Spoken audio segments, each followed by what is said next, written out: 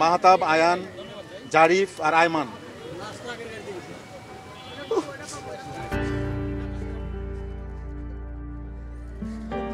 Milestone school and কলেজের সেই বিভীষিকাময় দুপুর পেরিয়ে গেছে 5 দিন আগে, কিন্তু এখনো থামেনি কান্না, কমেনি আহাজারি।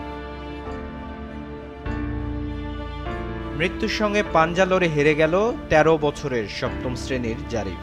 ভর্তি ছিলেন 40% দগ্ধ শরীর নিয়ে। তার মরদেহ নিতে এসেছে পরিবার। গতকালকে কথা হয়েছিল যে ও পানি খাইতে চাইছিল, তা ডাক্তারও অনেক সাহস দিছিল, কিন্তু এখন তো আজকে সকাল 9টা বাজে তো মারা গেছে। জারিফের পর বের করা হচ্ছে আরেক মরদেহ, একই প্রতিষ্ঠানের অফিস সহকারী মাসুমা বেগমের। 90% দগ্ধ শরীর নিয়ে 5 দিন মৃত্যুর সঙ্গে পাঞ্জা লড়ে তিনিও হেরে গেলেন। আমার সব শেষ, আমার কিছু নাই। 11:15 বাজে উনি দুনিয়াতে চলে গেছে। আপনারা সবাই মাফ করে দিয়েন। আমি মানসিকভাবে ভাঙ্গা গেছি। আমার 2টা সন্তান, সামনে ভবিষ্যতে আগানোর জন্য অনেক স্বপ্ন ছিল, স্বপ্নগুলো সব ভাঙ্গা গেছে। আমি জানি না ছেলে সন্তানের মানুষ করতে পারে কিনা। প্রথম দিন তো উনি ইমার্জেন্সিতে ভর্তি ছিলেন, দেন পরবর্তীতে আশঙ্কাজনক হওয়ার কারণে ওনাকে আইসিইউতে নিয়ে যাওয়া হয়। 5 দিন আইসিইউতে ছিলেন। আজকে সকালে উনি মৃত্যুবরণ করেছিলেন। সব ঠিক আছে। এই কষ্টের মাঝেও এক টুকরো সুসংবাদ।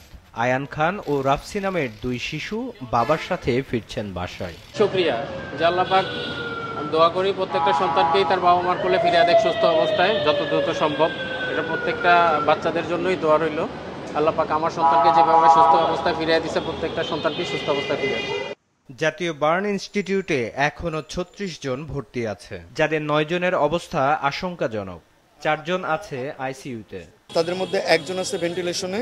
আইসিইউ রোগীগুলো অবশ্যই ক্রিটিক্যাল রোগী। 9 জন হচ্ছে সিভিয়ার ক্যাটাগরি, মানে একটু একটু বেটার। আমরা বলি যে ক্রিটিক্যাল যেগুলো, সেগুলোর ব্যাপারে আমরা প্রতি মুহূর্তেই আমরা যে কোনো নিউজ পাওয়ার জন্য রেডি থাকি। আমরা সবসময় তাদের ব্যাপারে, তাদের যারা আত্মীয় স্বজন আছে তাদের সঙ্গে সবসময় কথা বলছি। সবগুলো রোগীর ব্যাপারে আমরা সবসময় কথা বলি, বা ক্রিটিক্যাল রোগীর ব্যাপারে আমরা একেবারে প্রতি মুহূর্তের ভিজিলেন্ট একজন ডাক্তার এবং নার্স সবসময় পাশে দাঁড়াই থাকে।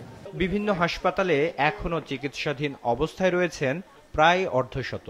আর সরকারি তথ্য অনুযায়ী নিহতের মোট সংখ্যা দাঁড়িয়েছে 35 জনে। বিপ্লব হাসান, মাছরাঙা সংবাদ, ঢাকা।